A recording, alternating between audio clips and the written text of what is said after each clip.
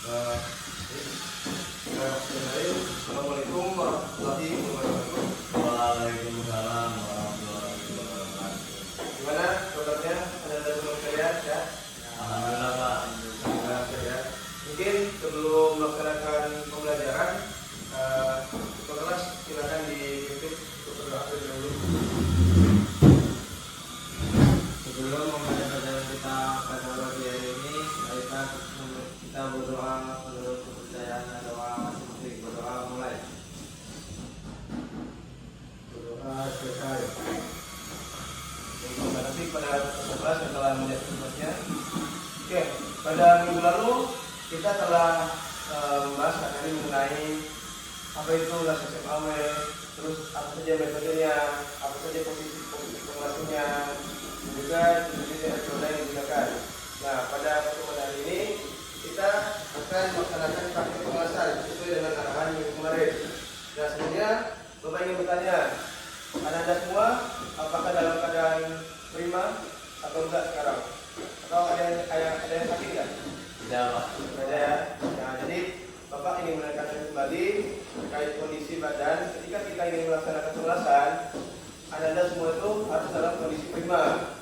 Nah, misalnya keesokan harinya Anda itu melaksanakan pengelasan, usahakan malam harinya itu Anda istirahat yang cukup agar ketika keesokan harinya melaksanakan pengelasan itu tidak terjadi hal yang diinginkan seperti kecelakaan. Dan juga sarapan wajib sebelum berangkat sekolah atau belajar, sarapan terlebih dahulu gitu. Oke. Nah, pada praktik hari ini kita akan melaksanakan pengelasan dengan posisi 2F dengan bentuk sambungan T-join. Masih ingat kan T-join? Iya. T-joinnya bentuknya seperti ini. Dia mengatur sudut. Ini bentuk huruf T lah kan. Antara logam inti yang satu dengan yang logam inti yang lainnya tadi tidak lurus gitu. Nah, nantinya waktu pelaksanaan untuk posisi elektroda itu, untuk posisi elektroda Anda menggunakan sudut sudut traffic angle itu 70 derajat. Nah, dari sini ke sini 70 derajat ya. Kalau ini kan 90 nih, 90 derajat. Kalau 70 berarti dikurangi segini. Nah, gini. Dan juga untuk white angle-nya 45 derajat. Nah, kurang lebih seperti inilah nantinya kan. Nah, lakukan pengelasan secara perlahan. Kalau misalnya perlahan, gunakan ampere yang rendah. Tapi kalau pengelasan adik-adik nantinya itu cepat, gunakan ampere yang tinggi. Oke. Yang pertama itu terkait parameter. Nah, elektroda yang kita gunakan ini merupakan elektroda dengan kode E6013 dengan diameter 2,6 mili. Nah, untuk elektroda 2,6 mili ini itu standar harus digunakan kisaran 45 sampai 90 ampere kalau nggak salah Pak. Kisaran segitulah kan. Jadi jangan sampai lebih, jangan sampai kurang nantinya. Jika lebih yang terjadi maka akan menyebabkan undercut atau yang paling fatal itu benda kerja atau logam inti kemakan habis gitu kan. Nah, kalau misalnya terlalu rendah, yang terjadi nanti ketika ada di pengelasan elektroda itu nempel gitu kan, atau fungsinya kurang, penetrasinya kurang dalam gitu. Jadi disesuaikan nantinya. Selanjutnya untuk benda kerja yang kita gunakan ini merupakan logam dengan ketebalan 4 mili. Nah, jangan nanti ada yang menggunakan arus yang lebih tinggi ya. Jadi disesuaikan nantinya. Selanjutnya, nah terkait ini K3. Yang pertama Bapak ingin menjelaskan. Di sini dapat dilihat ada berbagai macam APD yang akan kita kenakan nantinya. Yang pertama ada helm dan juga masker, topeng las. Nah, ini fungsinya untuk melindungi wajah adik-adik dari percikan kilas dan juga kaca ini melindungi mata adik dari penglihatan adik itu dari radiasi yang disebabkan oleh pengelasan, api pengelasan. Jadi ini wajib dipakai. dikenakan selama proses pengelasan. Sebaliknya ada sarung tangan gelas. Nah, sarung tangan gelas ini terbuat dari semi kulit, jadi dia anti panas.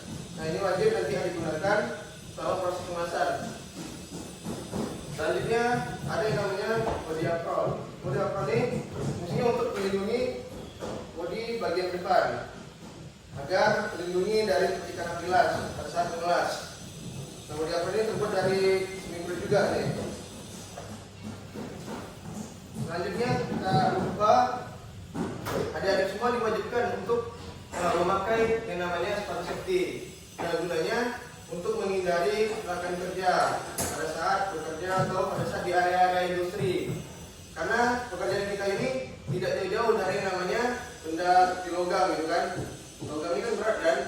Kalau jatuh dari atas terus mengenai kaki, nah dampaknya fatal gitu. Jadi wajib kita menggunakan sepatu safety yang sesuai standar lah gitu. Oke, terkait APD ada yang ingin ditanyakan?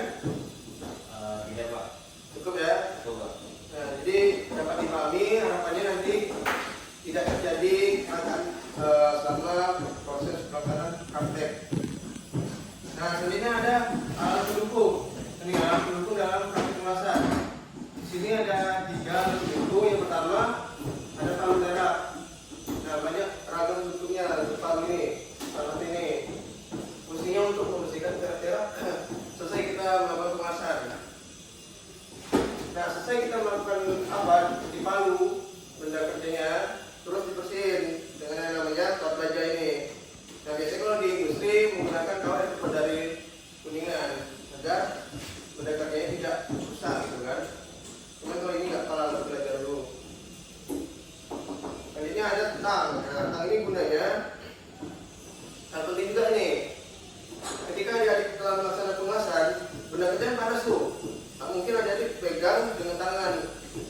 Walaupun sekalipun dengan sarung tangan itu nggak mungkin kan.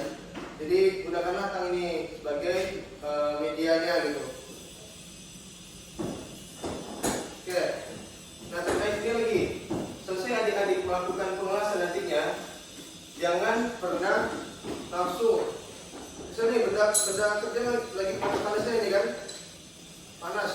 Terus adik bawa ke tempat cuci atau air gitu kan, berharap biar cepat dingin ya, jangan. Karena itu menyebabkan keras. Salah satunya itu keretakan nantinya. Ya, jadi cukup didiamin dulu, udah hilang merahnya, warna merah menyala itu, baru mau dibersihin terus digosok. Nah, sebelum melakukan pengelasan juga pastikan nih logam yang akan jelas ini bersih dari namanya kontaminasi, entah itu karat, debu atau basah kan, pastikan dulu. Jadi ketika melakukan pengelasan hasil dari adik-adik itu sempurna atau bagus. Nah, untuk elektroda juga ini, elektroda diusahakan terlindung dari yang namanya basah, diusahakan dia kering. Biasanya ada dia seperti tabung untuk menyimpan elektroda agar tetap berada pada suhunya lah gitu kan, sesuai standarnya. Oke, mungkin ada yang ingin ditanyakan nggak ini terkait APD, terkait pelaksanaan parameternya? Cukup Pak. Cukup ya. Jadi udah siap nih melaksanakan praktek. Iya Pak. Siap ya. Ya, jadi harapannya berikanlah hasil yang terbaik nantinya pada saat pelaksanaan praktek. Dan juga, nah terakhir nih, Bapak ingatkan jangan sampai adik-adik melakukan hal-hal yang tidak perlu dilakukan. Contohnya, disuruh mengelas, jadi malah pergi ke tempat bengkel lain, atau disuruh ini nyambungnya itu gitu. Nah itu dampaknya bisa fatal nanti.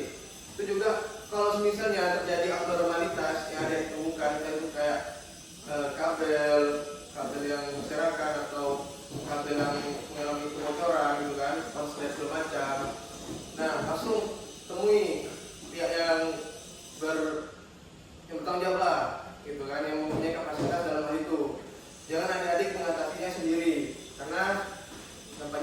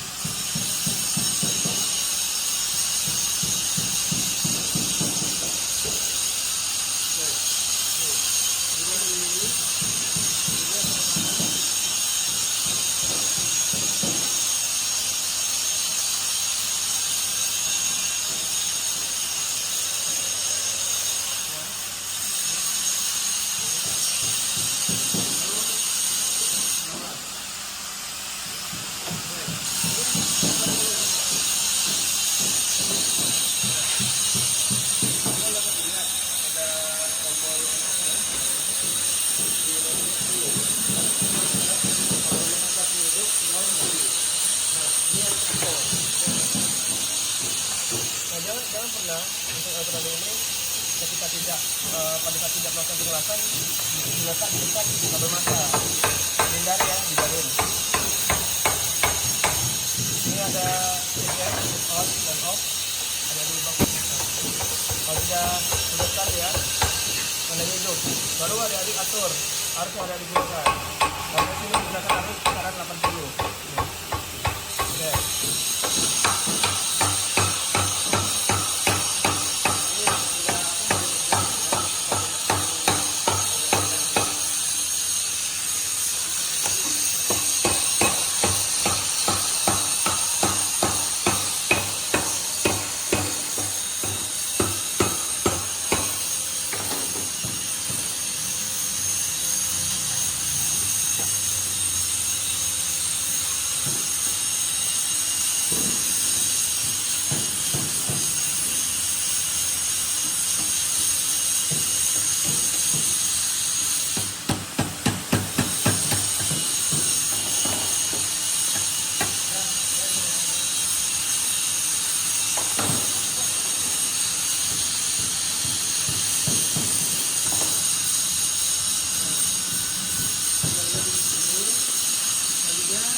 Kita teknik dulu sampai bagian sisi ujungnya agar penumpukan tidak terjadi deformasi.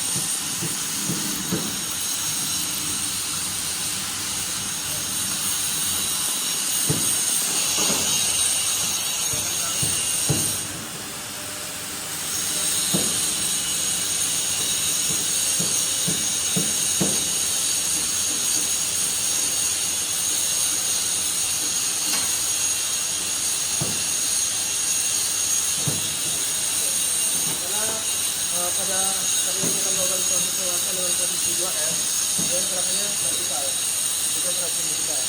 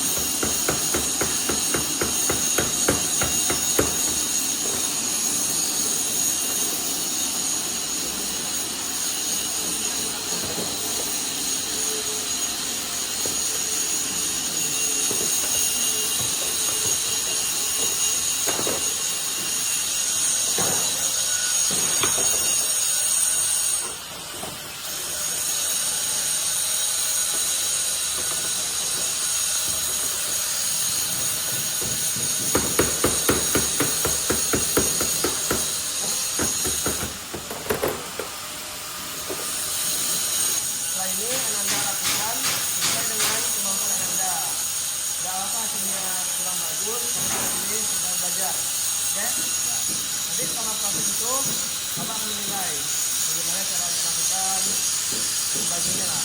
Ada penilaiannya. Nah, silakan diambil benda kerjanya.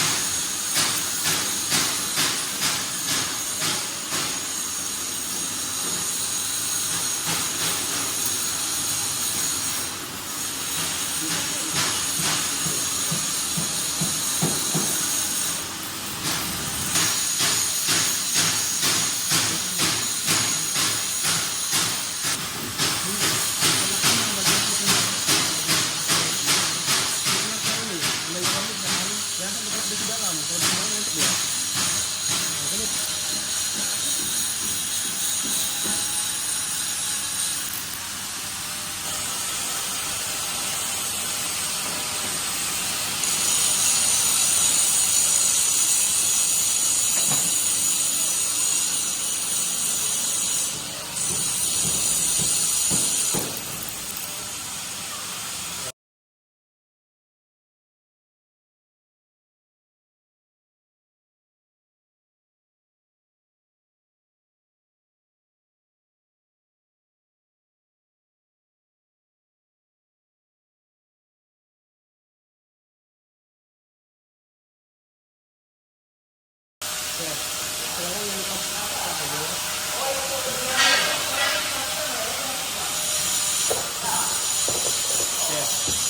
baik.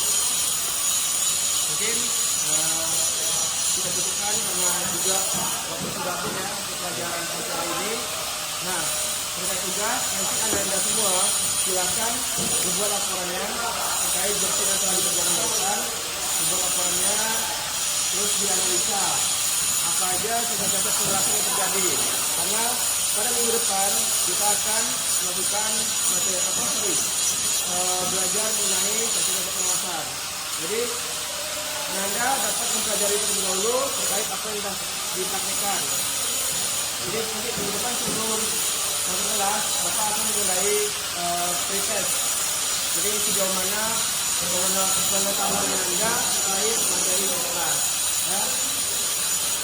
Ini apa dulu untuk kita semua? Mari dulu. Oke.